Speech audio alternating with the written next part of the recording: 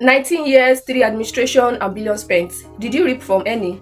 In the year 2007, when Yar'Adua was the president and Goodluck Jonathan was the vice president, they won the election with the campaign promises which are improving electricity supply and power generation, strengthening infrastructure including roads, hospitals, schools, enhancing security and law enforcement, and so on. After taking over office, minimum wage was 7,500 and the cost of fuel was 65 naira per litre. In 2010, following Yar'Adua's death, Goodluck Jonathan became the president and later won 2011 presidential election with the promise of transformation, job creation, power sector reform, economic growth and national development.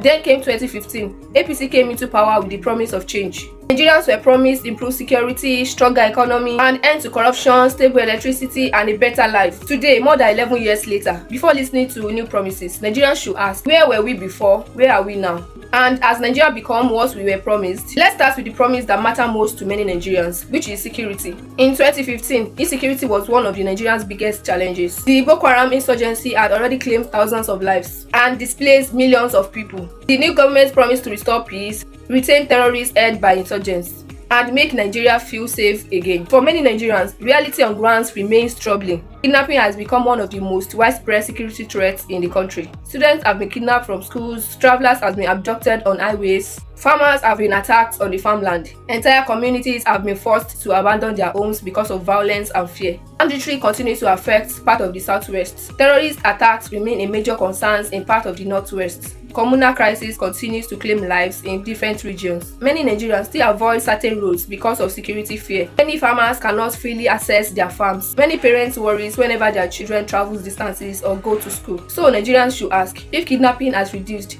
why do kidnapping headlines still dominate the news? Why are communities still relying on vigilante groups for protection? Why are farmers abandoning productive lands because of insecurity? Why do travelers still fear some highways? Why are students being kidnapped from schools? And after more than a decade of promises, when will every Nigerian still feel safe? Security is not measured by government statements. Security is measured by whether citizens can sleep safely at night, whether students can attend schools without fear, whether farmers can work on their land safely, whether travelers can reach their destination unarmed. The promise was security, so the question is simple. Do Nigerians feel safe today than they did when the promise was first made? If answer is no, should leaders do it differently? Stay tuned for the next video on Nigerians' economy.